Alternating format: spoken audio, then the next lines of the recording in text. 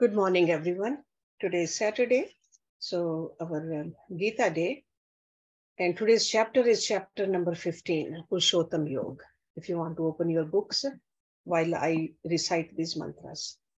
Om Parthaye Pratibodhitam Bhagavata Narayan Swayam Vyasen Grathitam Puran Munina Madhye Mahabharatam Advaitam Ritvarshini Bhagavati Mashtadashadhyayane Amutvam Anusandhami Bhagavad Gita Bhavdveshine Namo Astute Vyas Vishal Bhute Full Arvind Ayat Patra Netar Yen Tavya Bharat Telpurnaha Prajwalito Gyan Maya Pradeepaha पर पन पारी जाता है तो त्रिवेत्र एक पान है ज्ञान मुद्राए कृष्णाए गीता अमृतुहे नमः सर्वोपनिषदो गावो दोगदा गोपाल नंदना पार्थो वत्सा सुधीर भोक्ता दुग्धम गीता अमृतम माता वसुदेव सुतम देवम कंस चालूर मर्दनम देवकी परमानंदम कृष्णम वंदे जगत्करुम भीष्म द्रोण तटा जयद्रथजला गांधार नीलोत्पला शल्ये ग्राहवती कृपेन वाहने कर्णेन वेलाकुला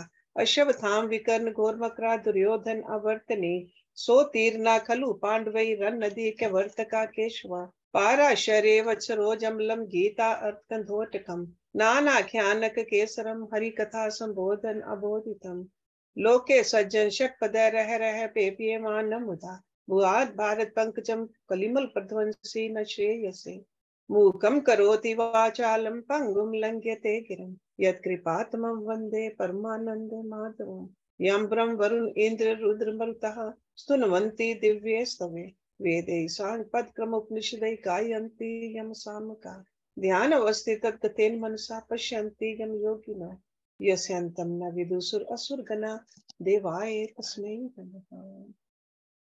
The purpose of reciting these mantras before any deep studies like this is to bring our mind into focus. Otherwise, mind just stays scattered. Keep on thinking about this and that. So, with the help of this, we bring our mind to focus. So, chapter 15 of Bhagavad Gita, Purushottama Yog. In this chapter, Lord Krishna discusses the nature of the soul in all its implications. We all know that from the known alone can the unknown be indicated. And the world of the known is like a manifested objects of perception, emotion, thoughts. Those are all known to us. We also call it perishable. So with reference to the perishable, the finite world of constant change, the spirit or the soul is defined in this chapter as imperishable. Okay, so this manifested world, it perishes, keeps on changing and perishes. But infinite, the spirit or the soul never perishes. So that's why in this chapter, imperishable. It's also said infinite, changeless. And it's also called the substratum and gives the nourishment to this polarity. So what holds the manifest is the unmanifest. It's almost like what holds that tall building? The foundation. Foundation is not seen. But if the foundation is not strong, building cannot stay erect. So this substratum is the spirit, and manifested world is a changing world. So the infinite is defined as the imperishable, and Sanskrit term for that is akshara. Akshara. And with reference to the perishable, kshara.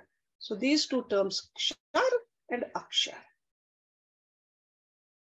So the unconditional eternal factor is called Purushottam, and that is the title of this chapter. So kshara, akshara, Purushottam, all of the Sanskrit terms are being used in this chapter. This chapter is one of the rarest pieces of literature available in this world, where we see the directly indication of the infinite. In certain ashrams in India, because this chapter is only 20 verses, the whole chapter is recited before eating food. It's a common thing which we do several times a day. So those devotees, they just recite all these 20 verses before taking food. So it's like a prayer. Okay. So let's look at what Lord Krishna is saying in the very first verse. He is painting a picture for us, for this manifest world. He says, they means the wise people, speak of the indestructible people tree, having its roots above and branches below.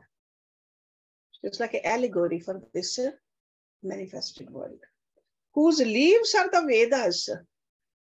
He who knows it is a Veda knower. So tree of life. And in this verse, he is showing us the relationship with the infinite, with the God. So finite with the God. So this tree is a finite. This is a people tree. We don't find it in this country, but in India, people trees are very common. They live a long life. Every old town you find in the middle of the town a people tree. People even worship that people tree. Okay. It's also called a banyan tree, but the real banyan tree is a little different than the people tree. In Sanskrit, he used the word ashvatha. A means not, swa means tomorrow, satha means which remains. That which will not remain the same till tomorrow. That means it keeps on changing. And it will end also.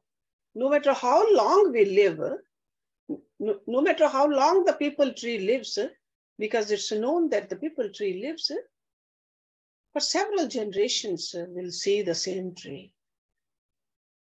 But still there's an end to it.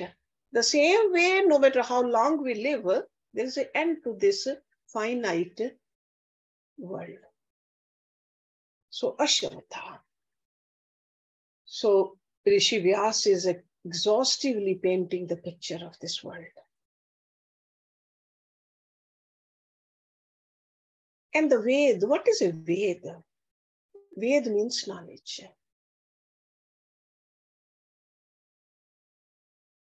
And the person of a perfect wisdom, because he's calling they the wise people.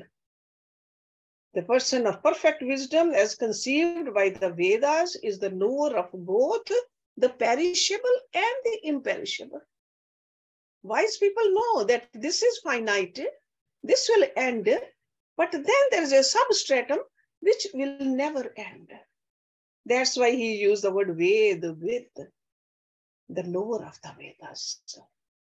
It's not just a theoretical knowledge of the Vedas, it's the essence of the Vedas. And now in the next verse, we see another figurative representation of the members of the tree of this sansar. Sansar means the world. He says below and above are spread its branches, because it's a tree. So there are branches. And those are nourished by the gunas. These are the gunas which we mentioned, we talked about in the previous chapter. Satvikta, Rajsikta, Tamsikta. Sense objects are its buds. Now spring will come here, we'll see the buds in all the trees. So, but this is a tree of the world. Sense objects are its buds.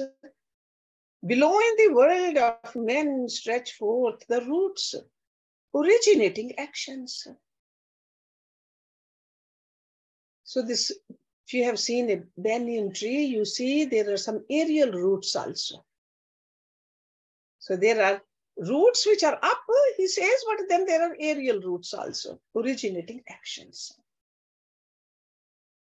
So in these two verses, he's painting the picture of the tree of this world. So more detail is thrown in this verse too. It's almost like a mystical representation. We should not take it too literally though. But when we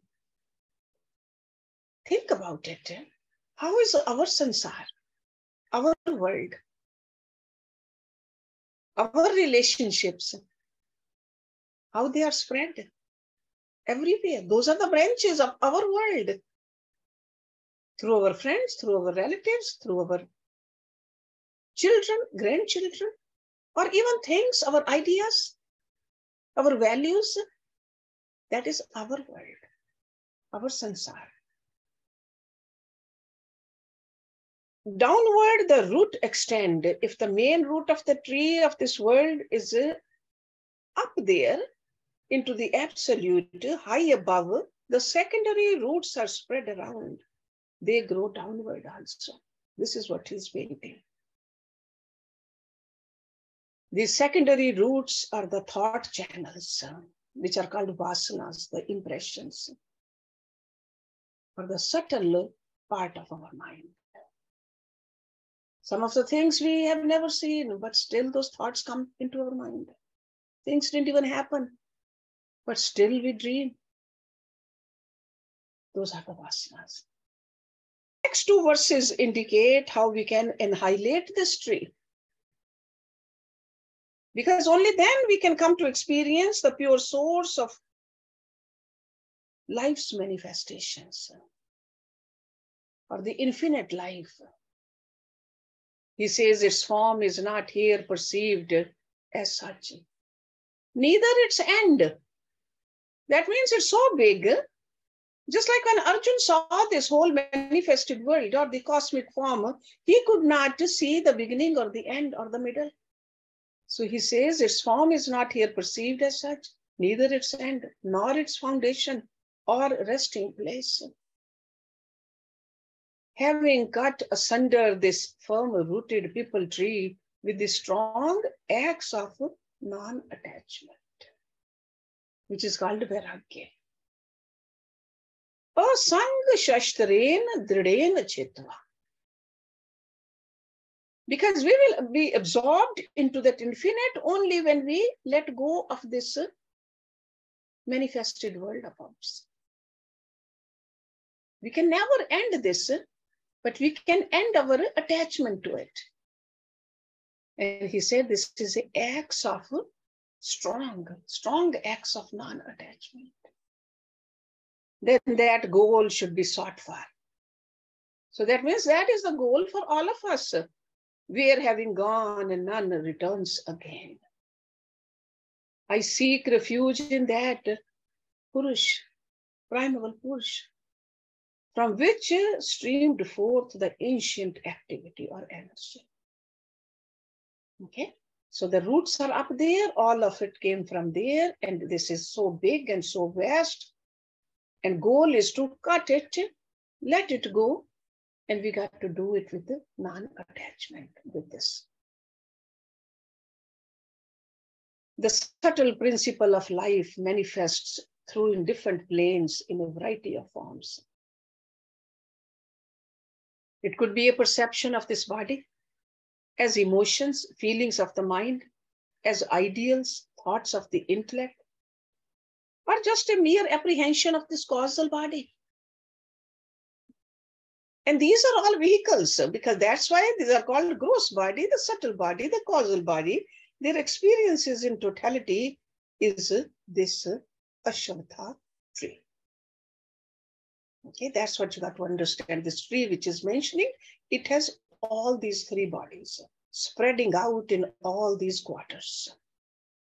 Not only are the different vehicles and their expressions not recognized in their entirety, but very few of us in the world can recognize it. or even perceive that we need to end it, or even to know how the beginning happened. So that's why Lord Krishna used that word. With the acts of detachment, Arjuna, you can cut down the tree of multiple experiences. So detachment, asang. Sang means attachment, asang. Whenever in Sanskrit we will put a in front of something, that means opposite of it. So sang is attachment and asang is detachment. Now he's giving us 5 conditions, which are nothing but the certain disciplines, adjustments, re-education of the vehicle of life. And again, vehicle of life means body, mind, intellect. Free from pride and delusion. This is verse number 5. Victorious over the evil of attachment. So he is calling this attachment as an evil. Dwelling constantly in the self means a soul. Their desires having completely retired, freed from the pairs of opposites, such as pleasure and pain, the undeluded reach that goal eternally. Okay, he has been talking about all this before, but now in this verse, he has summarized it and gave us 5 adjustments to make in our personality.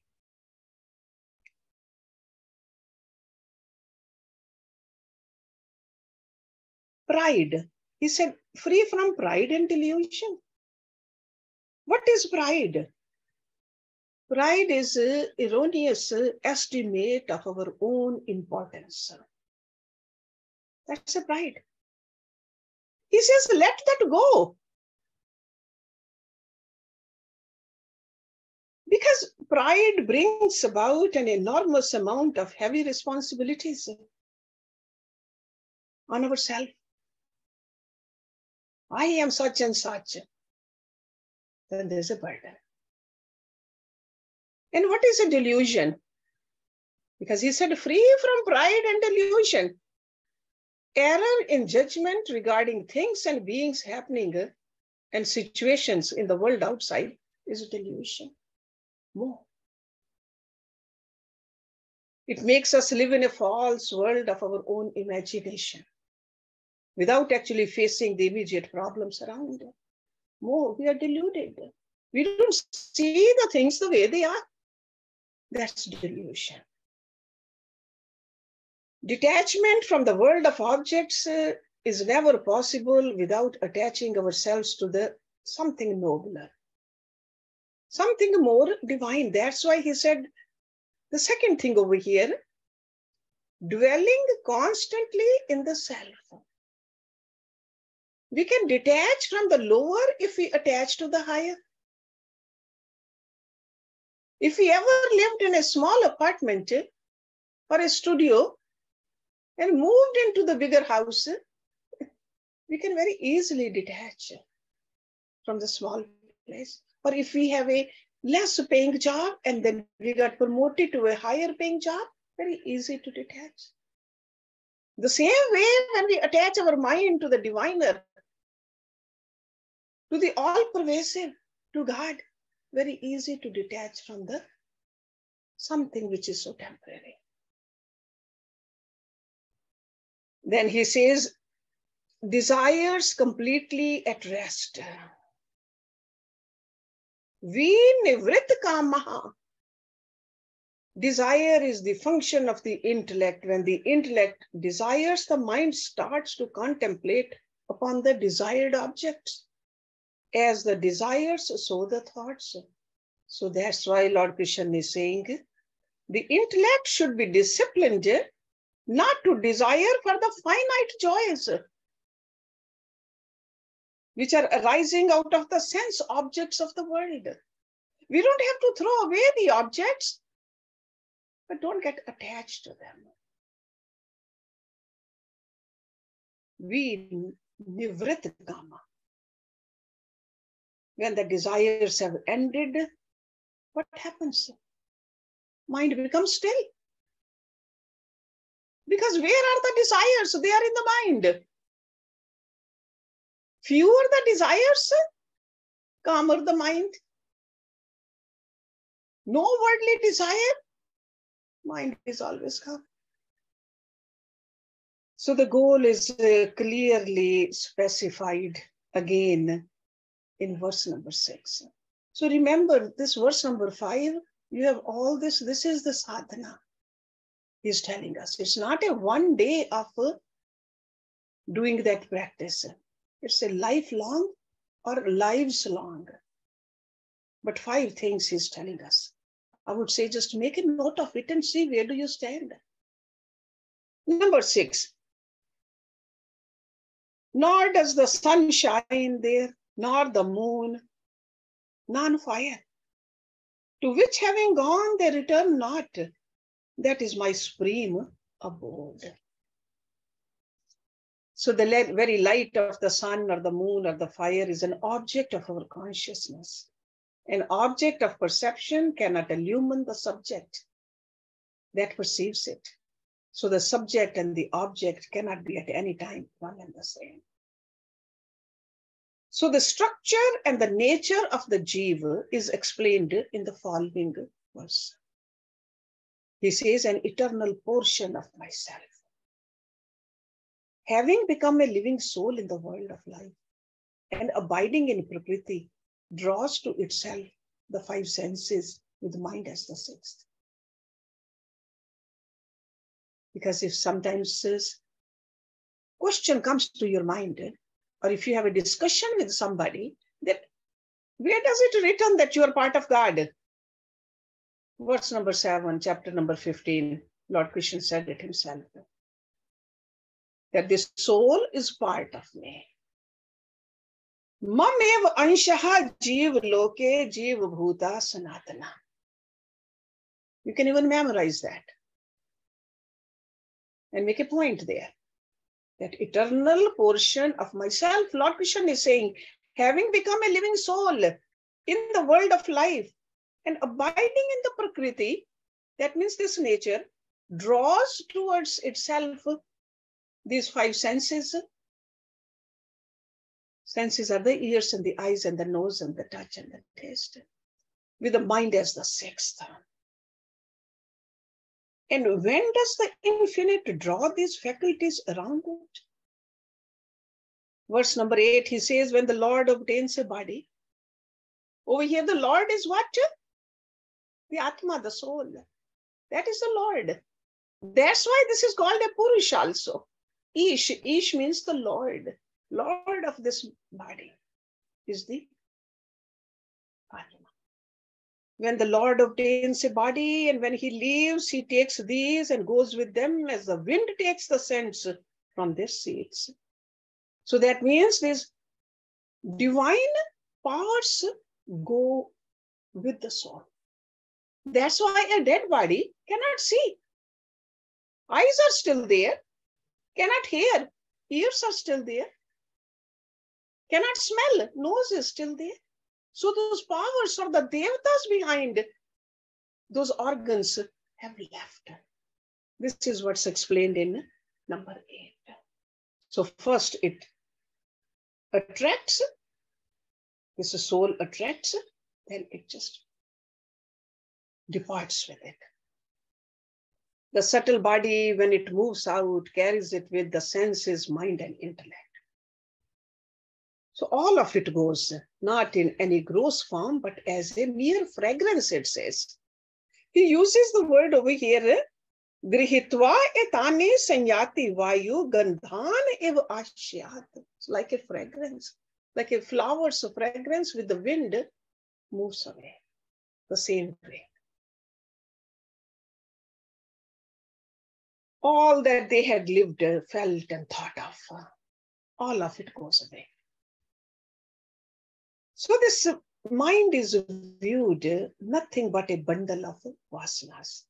The light of awareness illuminating the vasanas is called the individual personality, Jiva. Jiva. So in this verse, Jiva is called the Ishwar. Ishwar of this body. My soul Ishwar of my body. And everybody is, in that sense, Ishwar of their own bodies. Individual personality is the Lord of the body. This subtle body is being more clearly explained in the following verse, subtle body. And I'm sure you're all familiar with the gross body is what we can see and touch. That's a gross. Subtle is mind, intellect, deeper of part of mind, which is called chit, and I amness, the ego. Okay, so 4 parts. He says, presiding over the ear, verse number 9. The eye, the touch, the taste, and the smell, and also the mind, he enjoys the sense objects. So using the mind along with each sense separately, the individualized ego, the jiva, the dweller in the body, enjoys the sense objects, such as sound, form, touch, etc. Okay? So always, if some people get confused with this, that we say, no, Atma doesn't do any of it. We are talking about the Jiva over here, the Jiva Atma, individualized soul. If the consciousness, which is eternal and perfect, is so intimately present in every experience of a human being, how is it that we are living through the vivid and real experiences at every moment of our existence and fail to recognize the divinity in us? If it's present here, how come we don't see it? If it's constantly with us at all times, everywhere, Lord Krishna says the self is visible only to the eye of knowledge. We got to have the right instrument to see something. Whether it's far or near, with a microscope, we can see something very small. With a telescope, we can see something far. To really see this Atma, which we are, we need Gyan Chakshu, the divine eyes. And that's what Arjun got from Lord Krishna when he showed his eagerness to see. Lord Krishna said, I am here everywhere, but with these material eyes of yours, you won't be able to see me. But I'll give you the divine eyes. So that's what he's saying in verse number 10. Him who departs, stays and enjoys, who is united with the guns, the deluded do not see, but they behold who possess the eye of knowledge, the Gyan Chakshu. So the better understanding of things is always reserved for a person of knowledge. In any field, even in the secular fields, a person who has the knowledge will know it. A lawyer will know the laws of that particular place. Doctor will know about the body. So every person expert in that field or the knowledgeable of that field. So we got to have a knowledge of this. The infinite self is at all times present. Never is there a time when it's not. First, we got to believe in that. That's what Lord Krishna is saying. This special vision available to the man of perfection is called the eye of wisdom by Lord Krishna. The eye of knowledge cannot be developed unless, see, we all want to see the way Arjun saw, but we have to develop the discipline of the self-perfection. We got to practice it properly. We got to strive for it. And only then, ultimately, we can experience this self, even though it's here for all of us. While others, even though striving, fail to have this realization. Why? Because there are certain people, they're striving, but still they don't get it. In verse number 11, he says, why? The seekers striving for perfection behold him dwelling in the self, but the unrefined and unintelligent, even though striving, see him not. So that means we have to raise our intellect higher, make it subtle. We don't want to stay unintelligent. It's almost like we got to make sure that we get to adjust that telescope to see up or microscope to see down. The same way when we do our own sadhana, we got to do it properly. Two conditions are unavoidable if we are striving for it. Or ultimately, if we want to yield its promised result. One is called purification of mind. Without a pure mind, we won't be able to see it.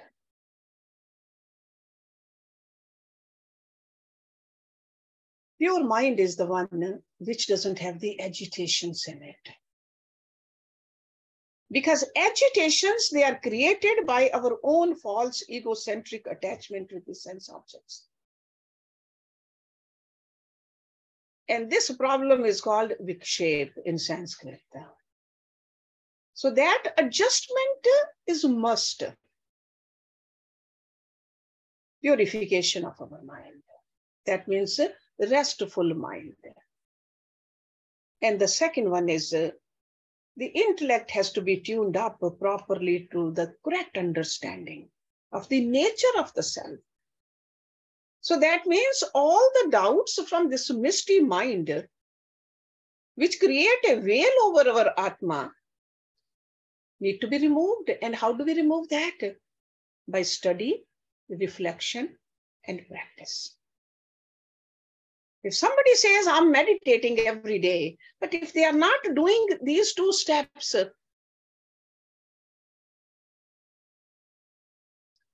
infinite. So that's why I said these are unavoidable two conditions to know yourself. So far, the self or the soul has been indicated as number one, that which cannot be illumined by the knower. Knower means like a known phenomenal sources of light, like a sun, moon, or the fire, because he said, where there is no sun, moon, nor the stars or the fire. So that means these things, we cannot say that I'm going to sit in front of the sun and I'll know myself because there's plenty of light.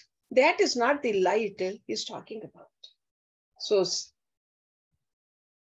which cannot be illumined by the known phenomenal sources of light. Number two is that which having reached, none returns back from that state of perfection. Sometimes we wonder if I reach there, will I slip back? No. Because in the scriptures, there are examples that sadhu slipped back, that Muni slipped back. That means they have not reached there. They were on the way to reach there, but they did not reach there. It's almost like somebody tells you about honey, that honey is sweet, honey is sweet, honey is sweet, but you have never tasted it. And you can still have a doubt whether honey can be sweet or how sweet. But once you have tasted it, there's no doubt in your mind how honey tastes. Okay? So if somebody even says that honey is bitter, you will say, no, it's not. With conviction, you can say that. So the same way that which having reached, none returns back from that state of perfection. Third is that which the individual entities are only as though a part. Okay, so we are a part of that thing. So Lord Krishna proceeds to give a short summary of his manifestations in the following 4 verses. So verse number 12, 13, 14, and 15. It's like a group of these 4 verses. He says that light which is residing in the sun, which illumines the whole world, that which is in the moon and in the fire, he says, know that light to be mine. So that's why in the previous chapters, he said, you can meditate on the moon or meditate on the sun. That means on the essence of that. So the consciousness expressed through the sun manifests as the sunlight, expressed through the moon as the moonlight, and expressed through the dry fuel as the fire. And yet all of them are in reality nothing but the infinite itself, its glorious manifestations. Moreover, he says, permeating the earth, I support all beings by my energy. And having become the juicy moon, I nourish all herbs. He calls it a juicy moon. That means there are so many medicines in the Ayurveda, where those medicines at night put under the moonlight, and the knower of those medicines, they know that effect of those medicines increases, or herbs, I should say, in the moonlight. So the capacity in the earth to sustain life and nourish it, the warmth and the mineral contents are all, Lord is saying, my own vitality. And the same eternal consciousness, while functioning through the moon, expresses itself as moonlight and fills each plant with its potential essence. So in this verse, that's what he's saying. So the sun, the moon, and the fire are the sources of all energy known to us human beings. So he's giving these examples to us. Moreover, he says in verse number 14, I, having become the fire. And the name for the fire, in Sanskrit, there are several names for the fire. He uses the word Vaishvana. Abide in the body of beings and associated with the Pran and Apan, digest the fourfold food. Pran is the incoming. Pran is the life energy. So incoming is Pran, and outgoing, anything we excrete, that is called Apan. So he says associated with Pran and Apan. We all know the metabolism creates the body heat, and the functions of the inner organisms continue automatically without any conscious effort put by us. Sure, we lift our hands and put food in the mouth, but once we put in the mouth and we chew it, down there, we don't make any conscious effort to digest it. It happens with that energy. As long as there's a life pulsating in our body. And what is this fourfold food? 4 ways we consume food. We either masticate the food or we swallow the food. Some things we just swallow directly. We don't chew it. Some food we suck it. And some food we lick it. So these are the 4 ways we eat, consume food. And Pran and Apan I already mentioned to you. Verse number 15, because this is like 4 verses together. So this is the 4th one. He says, I am seated in the hearts of all. From me are memory and knowledge as well as their absence. I am verily that which has to be known in all the Vedas. I am indeed the author of the Vedanta. Vedanta means the end of the Vedas. That means the Upanishads. That means the real knowledge which has been the essence of the Vedas. And the knower of the Vedas I am. And we have talked about earlier in different chapters that the term heart in philosophy means mind which has been trained to entertain constantly the positive qualities of love, tolerance, mercy, charity, kindness, and so on. So infinite dwells in the heart. That's why we are told to have these qualities. So that we can feel, even though the infinite, the God does live here, but the negative tendencies in us, they don't let us feel the presence of God. Otherwise, God is everywhere. But it will be more evident to us, and especially during our meditations, during our prayers. A capacity, and then why does he say the memory and the loss of memory also? A capacity to forget is an essential prerequisite in acquiring new knowledge. Some of the old ideas, some of the wrong belief systems, we need to forget also in order to learn new, the right knowledge. So this verse explains that all these subjective activities, mental and intellectual principles, is the Lord himself.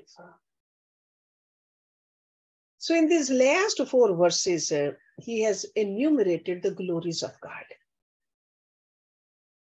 And he has given us other examples before also. And now in the following verses, Lord Krishna points out the true nature of the infinite as the unconditioned, all-pervading. The infinite reality transcends all intellectual concepts. So that means no matter how intellectual we are, with the help of the intellect, we cannot understand him. He's beyond that. Considering the relative world of experiences, Lord says in verse number 16, 2 Purushas are there in this world, the perishable and the imperishable. All beings are the perishable, and the Kutastha is called the imperishable. So first he used the word in the different chapters, Kshar and Akshar. Over here in the beginning, he used the Prakriti and the Purusha. Now he is talking about perishable and imperishable. So the field of matter is nothing other than the spirit itself, but because that's why he's using the word Purush, because he created it. But he's telling us that it is perishable. It doesn't look the same. Wood, when you burn it, even though the essence doesn't go away, it changes the form, but the form of the wood finishes. It's gone, it becomes ashes.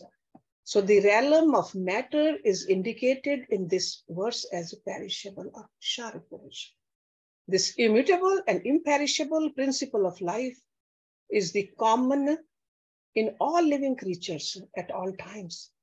And that he calls Kutastha. Kutastha means that is the substratum. There is a substratum in a bug also, substratum in a human form also, substratum in a sun also, and a moon also. That substratum, which is distinct, and there is something which is distinct from these two. Distinct from perishable and the imperishable, untainted by the imperfection, is the highest spirit, which is called Purushottama. And you remember the title of this chapter is Purushottama. So Purush is the Atma, Uttam, the supreme. Verse number 17, he says, the distinct is the supreme Purush, called the highest self, the indestructible Lord, pervading the 3 worlds, sustains them. 3 worlds. 3 worlds could be the outer worlds, 3 worlds could be the inner worlds. Our waking dream and deep sleep world, there is something which is always awake there. That is the Purusha. So Lord Krishna is showing that he is really the supreme.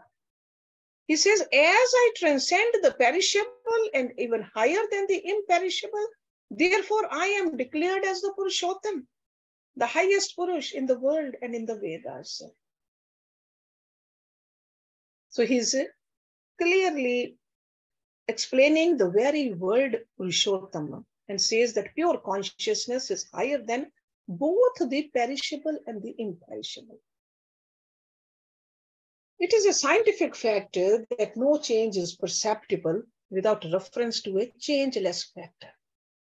So that's why he just keeps telling us what the substratum is, what the changeless is. And in the next verse, in verse number 19, he speaks of the fruits gained by one who realizes the supreme truth. He who undiluted knows me, the Supreme Purush, he all-knowing worships me with his whole being. So in other words, one who is undiluted, that means who is totally detached from the wrong identifications with these various vehicles, body, mind, and intellect, he says, will know me.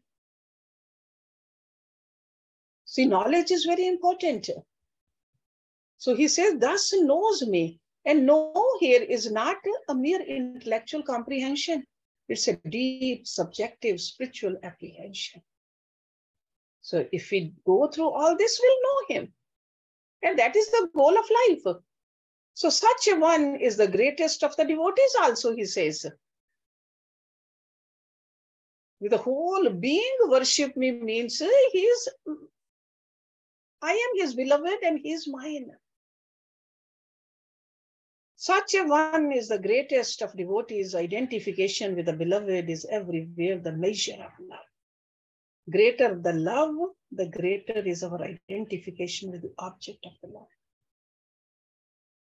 It's almost like arithmetically that total identification should be the maximum love or devotion. So the knowledge of the true nature of the Lord is the theme of this chapter.